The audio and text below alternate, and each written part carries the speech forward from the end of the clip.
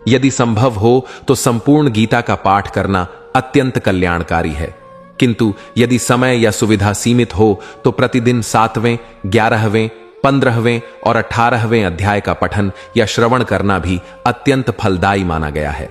7वें, 11वें, 15वें और 18वें अध्याय में भगवान श्री कृष्ण ने अर्जुन को परम सत्य, जीवन का रहस्य, आत्मा और पुरुषोत्तम का ज्ञान दिया। जो लोग इस दिव्य ज्ञान का श्रवण करते हैं और इसे अपने हृदय में आत्मसात करते हैं, उनके पितर परम शांति प्राप्त करते हैं और उन्हें मोक्ष की प्राप्ति का मार्ग दिखता है। विशेष रूप से 7वें, 11वें, 15वें और 18वें अध्याय का श्रवण करने से पहले यदि इसके महात्म्य का श्रवण किया जाए तो मिलने वाला पुण्य और फल कई गुना बढ़ जाता है। यह हमें केवल पितृपक्ष में ही नहीं बल्कि जीवन के हर समय आध्यात्मिक मार्गदर्शन और स्थिरता प्रदान करता है, क्योंकि इसके महात्म्य का वर्णन स्वयं भगवान शिव ने किया है। आइए सुनते हैं। श्रीमद् भगवत गीता का महात्म्य बताते हुए भगवान शिव माता पार्वती से कहते हैं, हे पार्वती, आज मैं तुम्हें भगवत गीता के 7वें अध्याय का महत्व बताता हूं। इसे सुनकर कानों में अमृत रस भर जाता है और मन पवित्रता से प्रफुल्लित हो उठता है। बहुत समय पहले पाटलिपुत्र नामक एक दुर्गम नगर था, जिसका द्वार अत्यंत ऊंचा और भव्य था। उसी नगर में शंकुकर्ण नामक एक ब्राह्मण रहता था। उसने व्यवसाय से बहुत धन कमाया, किंतु उसने न कभी अपने पितरों का तर्पण किया और न ही देवताओं का पूजन। वह केवल धनार्जन में लिप्त था और राजाओं को भोज देने में ही अपना समय व्यतीत करता था। एक समय की बात है कि शंकुकर्ण ने अपने चौथे विवाह के लिए पुत्रों और बंधुओं के साथ यात्रा प्रारंभ की। मार्ग में आधी रात के समय जब वह सो रहा था, तभी एक सर्प ने आकर उसकी बांह में काट लिया। सर्प के काटते ही उसकी स्थिति गंभीर हो गई। धन, मंत्र और औषधियों का उपयोग करके भी उसकी रक्षा संभव नहीं हो सकी। कुछ ही समय बाद उसके प्राण निकल गए और वह प्रेत रूप में परिवर्तित हो गया। बहुत समय पश्चात वह प्रेत सर्प योनि में उत्पन्न हुआ। उसका चित्त केवल धन की लालसा में बंधा था। वह अपने पूर्व जन्म के कर्मों और धन को याद करता और सोचता, मैंने घर के बाहर करोड़ों की राशि धन के रूप में जमा की थी। मैं अपने पुत्रों को वंचित करके स्वयं ही उसकी रक्षा करूंगा। एक दिन वह प्रेत स्वप्न में अपने पुत्रों के सामने आया और उन्हें अपने मनोभाव बतलाया। उसके पुत्रों ने सुबह उठकर आपस में इस स्वप्न की बातें साझा की। उनमें से मंझला पुत्र कुदाल हाथ में लेकर घर से निकला और उस स्थान पर पहुंचा जहां उसका पिता सर्प योनि धारण कर रहा था। यद्यपि उसे धन का स्थान ठीक ठीक ज्ञात नहीं था, परंतु ज्ञान और सूझबूझ से उसने खुदाई आरंभ की। जैसे ही उसने खोदना शुरू किया, उसे एक विशाल सर्प दिखाई दिया। सर्प ने क्रोधपूर्वक कहा, अरे तुम कौन हो, किस लिए आए हो और यह बिल क्यों खोद रहे हो? सब बातें स्पष्ट बताओ। पुत्र ने विनम्रता से कहा, मैं आपका पुत्र हूं, मेरा नाम शिव है। रात में देखे हुए स्वप्न से मैं यहां स्वर्ण लेने आया हूं। सर्प ने पुत्र की वाणी सुनकर शांत होते हुए कहा, यदि तुम मेरा पुत्र हो तो मुझे शीघ्र ही इस बंधन से मुक्त कर दो। मैं अपने पूर्व जन्म में गाड़े हुए धन के कारण सर्प योनि में उत्पन्न हुआ हूं। पुत्र ने कहा, पिताजी, आपकी मुक्ति का उपाय मुझे बताइए। मैं इस रात में सब कुछ छोड़कर केवल आपकी सहायता के लिए यहां आया हूं। तब शंकुकर्ण ने कहा, मेरे श्राद्ध के दिन यदि कोई ब्राह्मण गीता का पठन श्रद्धापूर्वक सुनाता है और उसे भोजन कराता है तो मेरी मुक्ति निश्चित रूप से हो जाएगी। तुम्हें अपनी शक्ति और सामर्थ्य के अनुसार विद्वान, निर्व्यासी और वेद विद्या में निपुण अन्य ब्राह्मणों को भी भोजन कराना चाहिए। शिव और उसके भाइयों ने पिता के आदेशानुसार पूरी श्रद्धा और भक्ति के साथ यह कार्य किया। उन्होंने न केवल ब्राह्मणों को भोजन कराया, बल्कि इसे पूरी श्रद्धा और भक्ति के साथ किया। तब शंकुकर्ण ने सर्प योनि छोड़कर दिव्य देह धारण की और अपने पुत्रों को सारा धन सौंप दिया। उसके पश्चात शंकुकर्ण पूर्णतया मुक्ति को प्राप्त हुआ और उसके पुत्रों का जीवन भी कल्याणकारी बन गया। इस प्रकार भगवत गीता का पठन और श्रवण करने से न केवल पितरों को शांति मिलती है, बल्कि उनके पुण्य से जीवन में स्थिरता, कल्याण और मोक्ष की प्राप्ति भी होती है। मित्रों, अब हम सुनने वाले हैं श्रीमद् भगवद गीता के 7वें अध्याय। यह अध्याय है ज्ञान और विज्ञान का योग, जो हमें भगवान की सच्ची सत्ता, आत्मा और भक्ति का अनुभव कराता है। पितृपक्ष के इस पवित्र समय में इसका श्रवण हमारे पूर्वजों को शांति और मोक्ष प्रदान करता है और हमारे जीवन में स्थिरता और ज्ञान लाता है। तो आइए अब इस दिव्य अध्याय का सार सुनते हैं। मित्रों, इस दिव्य वीडियो को सुनने से पहले भक्ति को व्यक्त करते हुए नीचे कमेंट में राधे राधे जरूर लिखें। श्री कृष्ण अर्जुन से कहते हैं, पार्थ, संसार में केवल सुन लेना या पढ़ लेना ज्ञान नहीं है। ज्ञान तो तब है जब तुम सत्य को अपने भीतर अनुभव कर लो, और जब वह अनुभव हृदय में उतर जाता है वही विज्ञान कहलाता है। कल्पना कीजिए जैसे कोई व्यक्ति मधु यानी शहद के बारे में सब जानता हो। वह किताबों में पढ़ ले कि मधु मीठा होता है, उसका रंग सुनहरा होता है, वह फूलों से बनता है। यह सब ज्ञान है। लेकिन जब वह एक बूंद शहद अपनी जीभ पर रखता है और उसकी मिठास को महसूस करता है, तब वह अनुभव बन जाता है। यही अनुभव विज्ञान है। भगवान अर्जुन को यही समझा रहे थे कि केवल पूजा पाठ करना, केवल अनुष्ठान कर लेना काफी नहीं है। यदि मन श्रद्धा से भरा न हो, यदि आत्मा भगवान को न छू सके, तो पूजा केवल एक क्रिया रह जाती है। जैसे दीपक जलाना लेकिन उसमें तेल न डालना, प्रकाश कभी स्थिर नहीं रहेगा। श्री कृष्ण कहते हैं कि लोग अक्सर कर्मकांड में उलझ जाते हैं। कोई केवल नाम जप करता है, कोई सिर्फ फूल चढ़ा देता है, कोई दान दे देता है, लेकिन यदि उनके पीछे भगवान को पाने की तड़प नहीं है तो ये सब बाहरी आडंबर बन जाते हैं। सच्चा ज्ञान वह है जो जीवन के हर पल को बदल दे। जैसे एक अंधेरे कमरे में छोटा सा दीपक जल जाए तो अंधेरा तुरंत मिट जाता है, वैसे ही जब सच्चा ज्ञान आत्मा में प्रवेश करता है तो भ्रम, मोह और भय सब समाप्त हो जाते हैं। विज्ञान का अर्थ है उस ज्ञान को जी लेना। जब व्यक्ति यह अनुभव करता है कि भगवान केवल मंदिरों में नहीं बल्कि हर श्वास, हर कण, हर जीव में है, तभी उसका हृदय भगवान के निकट पहुंचता है। अर्जुन के लिए यह बहुत जरूरी था। वह योद्धा था, धर्म की रक्षा करने के लिए खड़ा था, लेकिन मोह और भ्रम ने उसकी शक्ति छीन ली थी। श्री कृष्ण ने उसे बताया, तुम्हें केवल युद्ध की जानकारी नहीं चाहिए, तुम्हें यह अनुभव करना होगा कि यह धर्म का युद्ध है और इसमें मैं स्वयं तुम्हारे साथ हूं। यह संदेश हमारे लिए भी उतना ही गहरा है। हम जीवन में कितनी ही पूजा कर लें, कितनी ही बातें पढ़ लें, लेकिन जब तक हम भगवान को अपने भीतर अनुभव नहीं करते, तब तक वह ज्ञान अधूरा है। जब ज्ञान अनुभव बन जाता है, तभी जीवन में शक्ति और शांति उतरती है। श्री कृष्ण अर्जुन से कहते हैं, पार्थ, यह संसार केवल वैसा नहीं है जैसा तुम अपनी आंखों से देखते हो। यह तो मेरी ही दो प्रकृतियों से बना है, एक जड़ और दूसरी चेतन। अब सोचिए, जड़ प्रकृति क्या है?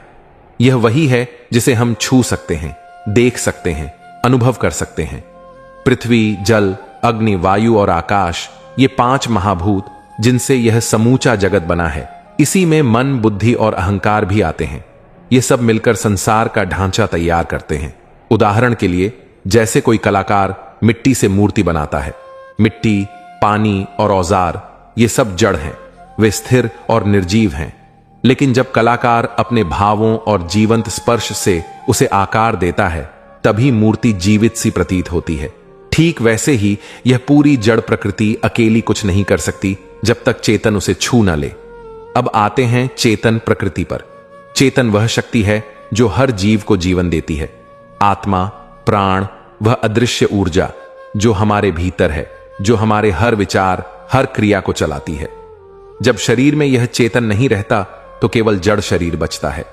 श्री कृष्ण अर्जुन को बताते हैं, ये दोनों प्रकृतियां मेरी ही हैं।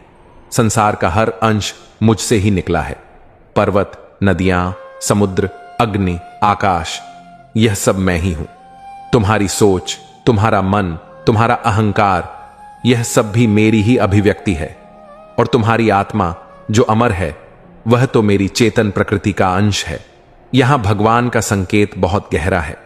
वे अर्जुन को यह समझा रहे थे कि जब वह अपने परिजनों को देख रहा है और मोह में फंस रहा है, तब वह केवल जड़ प्रकृति को देख रहा है, शरीर, संबंध, नाम और रूप। लेकिन यदि वह चेतन दृष्टि से देखे तो समझेगा कि हर आत्मा का मूल स्वयं श्री कृष्ण है। तब न कोई शत्रु बचेगा, न कोई अपना, सब एक ही परमात्मा के अंश हैं। इस रहस्य को समझने के बाद जीवन की दृष्टि बदल जाती है। तब इंसान जान लेता है कि हम केवल मिट्टी और हड्डियों का शरीर नहीं, बल्कि चेतन आत्मा है, और आत्मा का यह प्रकाश उसी परमात्मा से जुड़ा है। जैसे सूर्य से लाखों किरणें निकलती हैं, हर किरण अपने आप में अलग दिखाई देती है, पर वास्तव में उसका स्रोत वही एक सूर्य है। वैसे ही हम सब अलग अलग प्रतीत होते हैं, लेकिन हमारा मूल वही एक परम सत्ता। कुरुक्षेत्र की हलचल में अर्जुन अब थोड़ा स्थिर हो गया था। उसके मन में एक और प्रश्न था।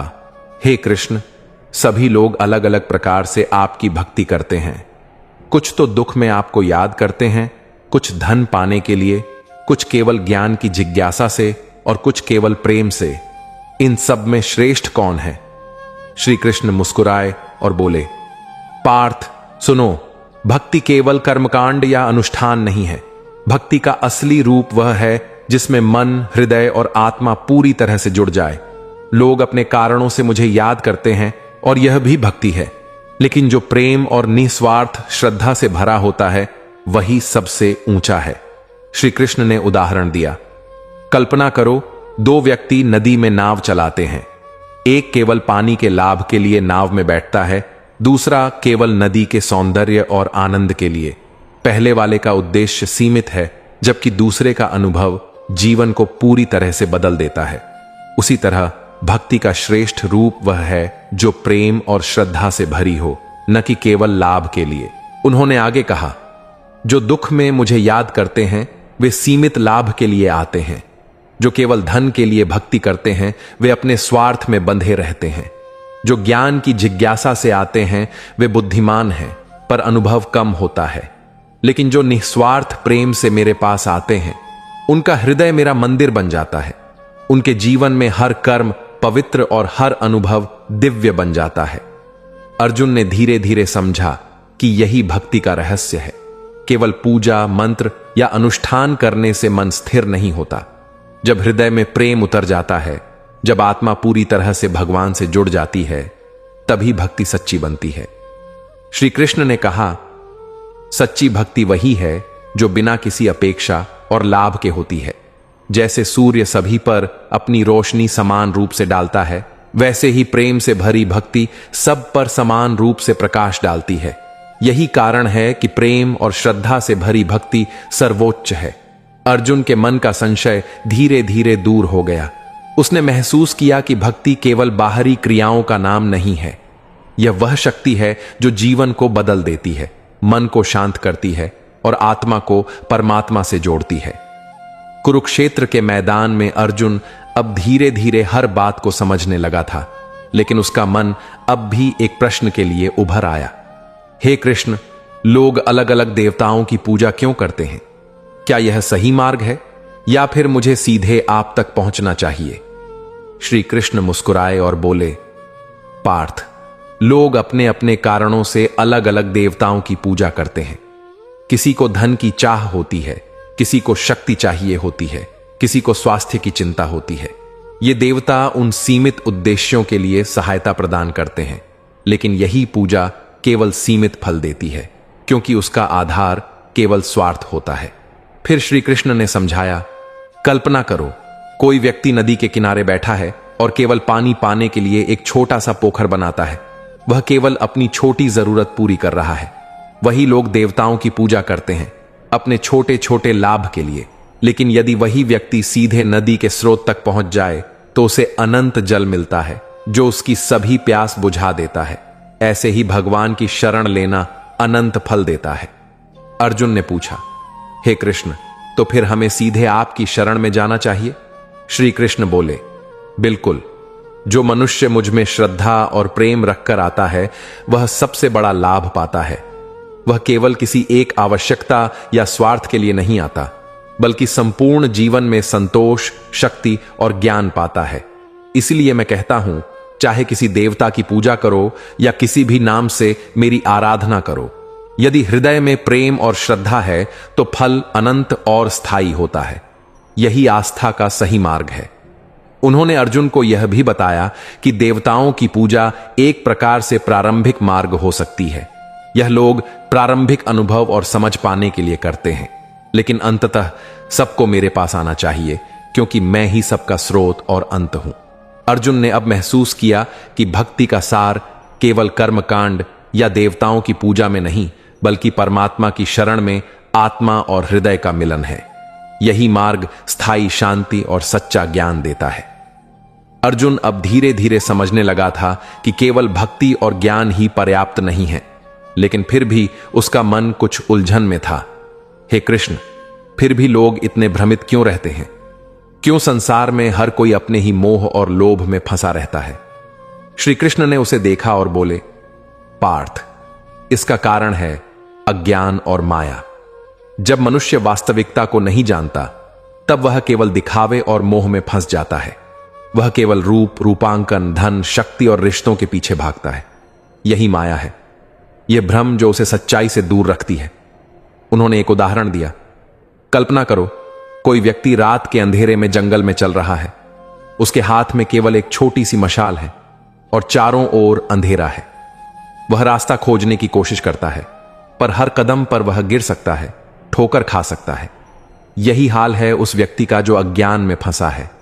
वह सही और गलत को नहीं पहचान सकता, भ्रम में भटकता है और केवल अपने मोह में उलझा रहता है। फिर श्री कृष्ण ने बताया, लेकिन यदि वही व्यक्ति मेरी शरण में आता है, तो मैं उसके हाथ में प्रकाश दे देता हूं। मैं उसे सही मार्ग दिखाता हूं। अज्ञान मिट जाता है और माया का प्रभाव कम होता है। जीवन का हर अनुभव सजीव और स्पष्ट हो जाता है। यही कारण है कि मेरी शरण लेना अत्यंत महत्वपूर्ण है। जो मनुष्य अज्ञान से मुक्त होकर मेरी भक्ति करता है, उसका जीवन स्थिर और संतुलित हो जाता है। श्री कृष्ण ने यह भी कहा, जो लोग अज्ञान और माया में फंसकर केवल बाहरी सुख दुख को देखते हैं, वे संसार में भ्रमित रहते हैं। लेकिन जो मुझे पहचानते हैं, मेरी चेतन शक्ति को समझते हैं, वे हर परिस्थिति में स्थिर रहते हैं। अज्ञान और माया केवल उनके लिए बाधा बनते हैं जो मेरी ओर नहीं आते। इसलिए अर्जुन, हर व्यक्ति को चाहिए कि वह प्रेम और श्रद्धा से मेरी शरण में आए, तब माया और भ्रम उसके जीवन को नहीं रोक पाएंगे। अर्जुन ने अब धीरे धीरे अनुभव किया कि यही वह रहस्य है जो उसे युद्ध के पहले समझना चाहिए था। केवल शरीर और बाहरी संसार में फंसकर उसने अपने मन को भ्रमित किया था। अब उसे समझ आया कि अज्ञान और माया के जाल से निकलने का मार्ग केवल भगवान की शरण लेना है। अर्जुन फिर श्री कृष्ण से पूछा, हे कृष्ण, तो अंत में कौन व्यक्ति वास्तव में आपको जानता है? क्या केवल भक्ति करना ही पर्याप्त है? श्री कृष्ण मुस्कुराए और बोले, पार्थ, सुनो, जो व्यक्ति प्रेम और श्रद्धा से मेरी शरण में आता है, वही मुझे वास्तविक रूप से जानता है, केवल बाहरी पूजा या कर्मकांड से नहीं। सच्चा भक्त वह है जिसका हृदय मेरा मंदिर है। उसका मन, विचार और क्रिया सभी मेरी ओर झुके हुए हैं। उन्होंने उदाहरण दिया, कल्पना करो, दो लोग एक ही मंदिर में दीपक जलाते हैं। पहला व्यक्ति केवल परंपरा के लिए दीपक जलाता है, वह देखना चाहता है कि लोग उसे देख रहे हैं। दूसरा व्यक्ति अपने हृदय से दीपक जलाता है, उसकी आत्मा उसमें समाहित होती है। दीपक से निकलने वाली रोशनी केवल पहले वाले को बाहरी रूप में लाभ देती है, लेकिन दूसरे के हृदय और आत्मा को प्रकाश और शांति मिलती है। वही सच्चा भक्त है। श्री कृष्ण ने आगे कहा, भक्त का महत्व केवल पूजा में नहीं, बल्कि उसके हृदय की स्थिति में है। जब व्यक्ति अपने सभी स्वार्थ, मोह और अहंकार को छोड़कर केवल प्रेम और श्रद्धा से मेरी ओर आता है, तब मैं उसके हृदय में निवास करता हूं। वह मेरी शरण में स्थिर रहता है और हर परिस्थिति में संतुलित और खुश रहता है। यही कारण है कि सच्चा भक्त अत्यंत प्रिय है और उसका जीवन दिव्य अनुभवों से भर जाता है। अर्जुन ने धीरे धीरे महसूस किया कि यही वह रहस्य है जो जीवन में स्थिरता और शांति देता है। केवल ज्ञान, भक्ति या कर्मकांड पर्याप्त नहीं है। जब हृदय भगवान के प्रेम और श्रद्धा से भरा होता है, तब व्यक्ति वास्तव में भगवान को जान लेता है। श्री कृष्ण ने कहा, पार्थ, याद रखो, जो हृदय से मेरी भक्ति करता है, उसका जीवन सफल और समृद्ध होता है। वही मेरा सच्चा मित्र, मेरी शरण में स्थिर और मेरी चेतना में विलीन है। यही भक्त का महत्व है। कुरुक्षेत्र के मैदान में अर्जुन अब पूरी तरह शांत और समझदार हो गया था। उसने देखा कि युद्ध के बीच भी उसके मन में अब डर और भ्रम नहीं रहा। उसने श्री कृष्ण की ओर देखा और कहा, हे कृष्ण, यह ज्ञान और भक्ति हमारे जीवन में कैसे काम आती है? इसे हम अपने रोजमर्रा के जीवन में कैसे उतार सकते हैं? श्री कृष्ण ने मुस्कुराते हुए उत्तर दिया, पार्थ, यही अध्याय का सार है।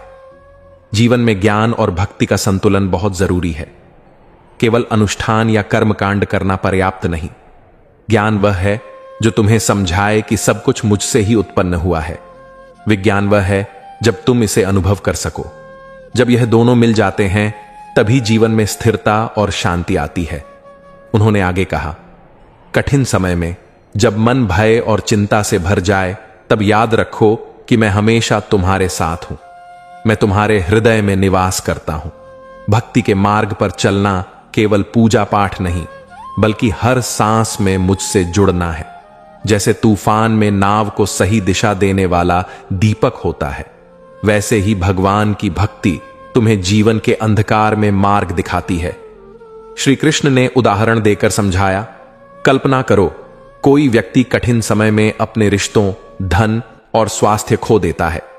यदि वह केवल बाहरी उपायों पर निर्भर रहेगा तो भ्रम और दुख उसका पीछा करेंगे।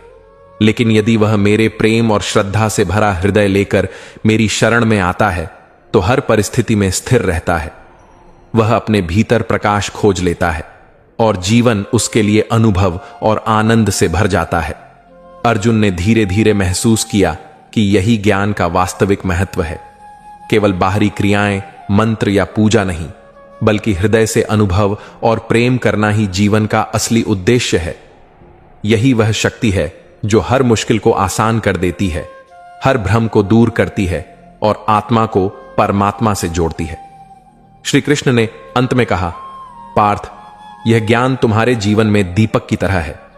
इसे अपनाओ, इसे अनुभव करो और मेरी भक्ति में स्थिर रहो। यही जीवन की सबसे बड़ी सीख है और यही अध्याय 7 का सार है।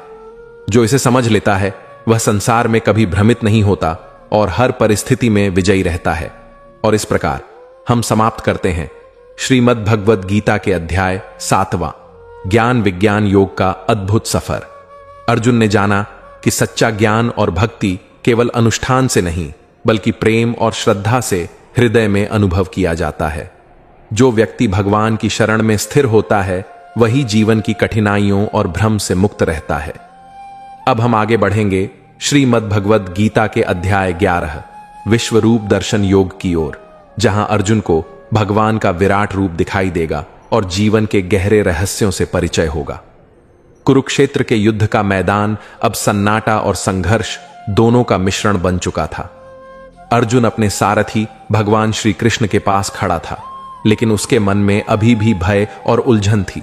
उसे यह समझ नहीं आ रहा था कि यह युद्ध उसके लिए क्यों आवश्यक है और धर्म का मार्ग कैसे निभाया जाए।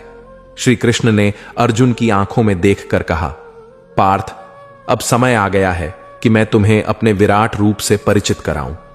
केवल शब्दों से या सामान्य दृष्टि से तुम मेरी संपूर्ण शक्ति और महिमा को नहीं समझ पाओगे। मेरा विराट रूप तुम्हें यह दिखाएगा कि मैं केवल तुम्हारा सारथी नहीं, बल्कि सारा ब्रह्मांड हूं, असीम, सर्वशक्तिमान और सर्वव्यापी। अर्जुन ने धीमे स्वर में कहा, हे कृष्ण, मैं आपकी शक्ति और स्वरूप को जानना चाहता हूं, परंतु मेरे हृदय में भय और असमंजस है। श्री कृष्ण मुस्कुराए और बोले, भय स्वाभाविक है, क्योंकि जब तुम आत्मा की सीमा को पार कर मेरी असीमता को देखोगे तो सामान्य बुद्धि असहज हो जाती है। यही कारण है कि यह विराट रूप केवल तुम्हारे जैसे सच्चे भक्त और प्रेमियों को दिखाया जाता है। यह तुम्हारे लिए मार्गदर्शन है, जिससे तुम धर्म और भक्ति की गहरी सच्चाई को समझ सको। इस प्रकार अर्जुन का मन अब तैयार हो गया। वह भय और अज्ञान के बावजूद भगवान के विराट रूप को देखने के लिए तैयार हुआ, ताकि उसे यह अनुभव हो कि सारा ब्रह्मांड, सभी जीव और सभी शक्तियां केवल भगवान की अभिव्यक्ति हैं। जैसे ही अर्जुन ने श्री कृष्ण से कहा कि वह उनके विराट रूप को देखना चाहता है, श्री कृष्ण ने अपनी दिव्य शक्ति का परिपूर्ण प्रकटीकरण किया। अचानक अर्जुन के सामने एक अद्भुत दृश्य प्रकट हुआ। उनका हृदय कांप उठा और आंखें विस्मय में फैल गईं। श्री कृष्ण का विराट रूप विशाल और अनंत था। उनकी अनंत आंखें हर दिशा में देख रही थीं, जैसे सारा ब्रह्मांड उसी दृष्टि में समाहित हो। उनके अनंत हाथ थे, जिनमें प्रत्येक हाथ में किसी न किसी शक्ति या अस्त्र का रूप प्रकट हो रहा था। उनके शरीर से प्रकाश और ऊर्जा फैल रही थी, जो सारे आकाश और पृथ्वी को प्रकाशित कर रही थी। अर्जुन ने देखा कि उनके विराट रूप में देवता, आर्षि और सभी प्राणी समाहित हैं। यह केवल एक शरीर या रूप नहीं था, बल्कि संपूर्ण ब्रह्मांड, उसकी सभी शक्तियां और उसकी अनंतता का प्रतीक था। यहां सूरज, चंद्रमा, नक्षत्र, पर्वत और समुद्र, सब कुछ भगवान के विराट रूप में विलीन हो गया था। श्री कृष्ण ने समझाया, पार्थ, यह मेरा विराट रूप है। यह केवल तुम्हारे जैसे सच्चे भक्तों और प्रेमियों को दिखाई देता है। इस रूप में तुम देख सकते हो कि मैं ही सृष्टि का स्रोत हूं, मैं ही उसका अंत हूं और मैं ही सबका पालन करने वाला हूं। यह रूप मेरी सर्वव्यापी और सर्वशक्तिमान प्रकृति का प्रतीक है। जो इसे समझ लेता है वह संसार की सीमाओं और भ्रमों से मुक्त हो जाता है। अर्जुन अपने हृदय में भय और श्रद्धा के मिश्रण को महसूस कर रहा था। उसका मन डगमगा रहा था, पर साथ ही उसे यह भी अनुभव हुआ कि यह विराट रूप केवल शक्ति और महिमा का ही नहीं, बल्कि प्रेम, सुरक्षा और मार्गदर्शन का भी प्रतीक है। जैसे ही अर्जुन ने श्री कृष्ण का विराट रूप देखा, उसका मन पूरी तरह हिल गया। वह कभी इतना विशाल, दिव्य और अद्भुत स्वरूप नहीं देख पाया था। अनंत आंखें, अनंत हाथ और हर दिशा में फैलती हुई ऊर्जा ने अर्जुन के हृदय में एक अजीब सा भय उत्पन्न कर दिया। उसकी आंखों के सामने भगवान की महिमा इतनी विशाल और अभूतपूर्व थी कि वह समझ नहीं पा रहा था कि यह वास्तविकता है या कोई दिव्य दृश्य। अर्जुन ने धीरे से कहा, हे कृष्ण, यह रूप अत्यंत अद्भुत और महान है। मेरा मन भय और विस्मय से भर गया है। मैं इस विराटता को सहन नहीं कर सकता, फिर भी मेरा हृदय आपकी ओर खींचता चला जा रहा है। वहीं उसके भीतर श्रद्धा और भक्ति का गहन अनुभव भी उठने लगा। उसने महसूस किया कि यह विराट रूप केवल शक्ति और महिमा का प्रतीक ही नहीं है, बल्कि प्रेम, सुरक्षा और मार्गदर्शन का भी प्रतीक है। अर्जुन ने अपने हृदय की गहराई से भगवान से प्रार्थना की, हे परमेश्वर, मुझे इस विराट रूप की सही समझ और इस ज्ञान का अनुभव प्रदान कीजिए। मुझे मार्गदर्शन दीजिए कि मैं धर्म और भक्ति के मार्ग पर स्थिर रह सकूं। श्री कृष्ण ने मुस्कुराते हुए अर्जुन को उत्तर दिया, पार्थ, यही मेरा विराट रूप है। यह भय उत्पन्न करता है, परंतु वही भय तुम्हें मेरी पूर्ण शक्ति और अनंतता का अनुभव कराता है। तुम्हारी भक्ति और श्रद्धा इस विराटता के सामने स्थिर रहकर तुम्हें सच्चा ज्ञान और मार्गदर्शन देती है। अर्जुन ने धीरे धीरे महसूस किया कि भय और भक्ति दोनों मिलकर उसे भगवान के और करीब ला रहे हैं। यही वह क्षण था जब वह समझ गया कि सच्चा भक्त वही है जो प्रेम और श्रद्धा से भगवान की महानता को स्वीकार करता है, भले ही उसका मन भय से भर गया हो। अर्जुन ने जैसे ही भगवान के विराट रूप को देखा, उसका मन एक अजीब मिश्रित अनुभव से भर गया। विशालता, अनंत आंखें और अनगिनत हाथों का अद्भुत दृश्य उसे डराने लगा, जैसे उसने कभी इतना विशाल रूप न देखा हो। भय उसके हृदय में उठ खड़ा हुआ और उसे लगा कि वह इस दिव्यता के सामने असहाय है। लेकिन उसी समय उसके भीतर प्रेम और श्रद्धा की एक धारा बहने लगी। उसने महसूस किया कि यही प्रेम उसे स्थिर रखता है, वही श्रद्धा उसे इस विराटता के सामने अडिग बनाए रखती है। भय तो उसका अनुभव गहरा करता है, पर प्रेम और श्रद्धा उसका मार्गदर्शन करते हैं। जैसे अंधेरे में चमकता दीपक जो चारों ओर अंधकार फैलने के बावजूद अपनी रोशनी बनाए रखता है, वैसे ही अर्जुन का हृदय भगवान के प्रेम से स्थिर और प्रकाशमय था। अर्जुन ने समझा कि यह विराट रूप केवल शक्ति और महिमा का प्रतीक नहीं है, बल्कि यह प्रेम, सुरक्षा और मार्गदर्शन का भी संकेत है। भय और प्रेम का यह संतुलन ही उसे सच्चे ज्ञान और भक्ति तक पहुंचाता है। इस अनुभव ने उसे यह सिखाया कि जीवन में चाहे कितनी भी कठिनाइयां और भय क्यों ना हो, प्रेम और श्रद्धा से हृदय स्थिर रहता है और मार्ग स्पष्ट होता है।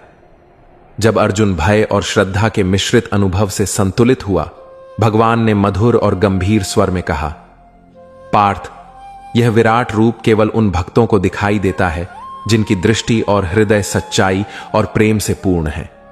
जो इसे केवल आंखों से देखने का प्रयास करता है वह इसे समझ नहीं पाएगा। यह स्वरूप केवल प्रेम और श्रद्धा के द्वारा अनुभव किया जा सकता है।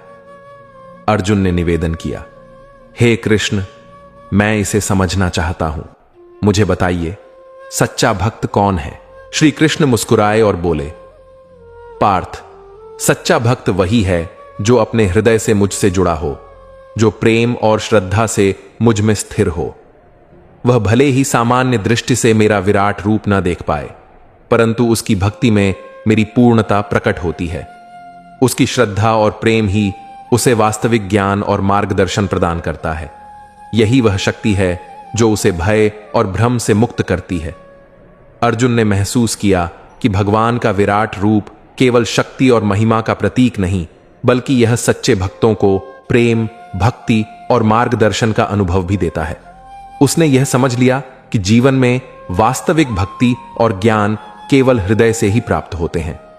श्री कृष्ण ने अंत में कहा, पार्थ, यह विराट रूप और इसका दर्शन केवल एक संकेत है। सच्चा भक्त वही है जो प्रेम और श्रद्धा के साथ मेरे हृदय में स्थिर रहता है। यही मार्ग तुम्हें सच्चे ज्ञान और शांति की ओर ले जाएगा।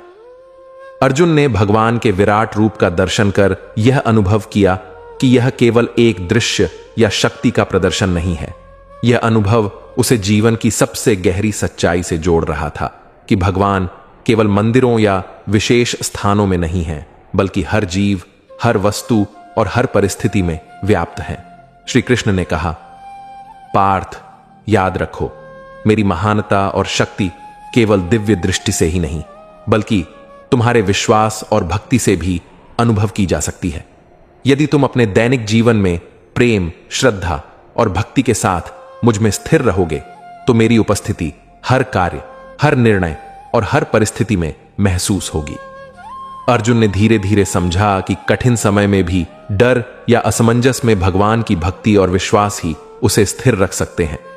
जैसे तूफानी मौसम में दीपक अपनी रोशनी फैलाता है और राह दिखाता है, वैसे ही प्रेम और श्रद्धा से भरा हृदय जीवन के अंधकार में मार्गदर्शन करता है। श्री कृष्ण ने मुस्कुराते हुए कहा, पार्थ, यही विराट रूप और इसका संदेश है। भगवान सभी में है। उसे अनुभव करने का वास्तविक मार्ग केवल प्रेम, श्रद्धा और भक्ति से है। जब तुम इसे अपनाओगे, तब तुम्हारा जीवन स्थिर, संतुलित और पूर्ण होगा।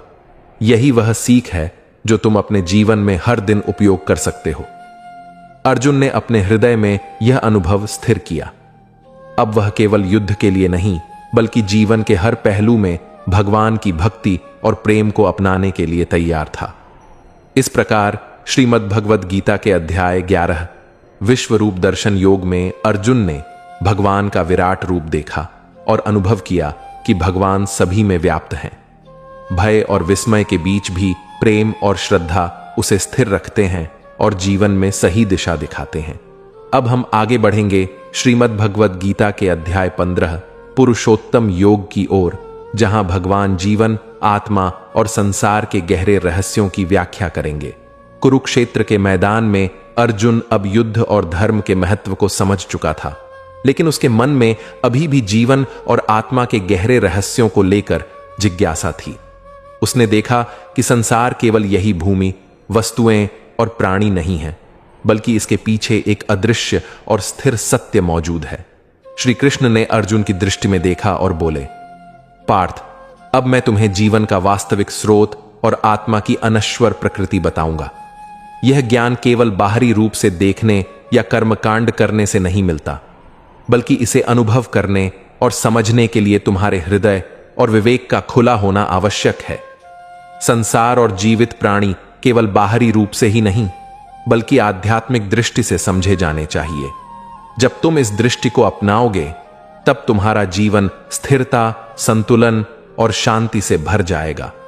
अर्जुन ने महसूस किया कि यह अध्याय उसे केवल युद्ध में विजयी होने का मार्ग नहीं दिखाएगा, बल्कि जीवन की गहन सच्चाई और आत्मा के वास्तविक स्वरूप को समझने में मदद करेगा। इसी समझ के साथ वह ध्यानपूर्वक भगवान की बातें सुनने के लिए तैयार हो गया।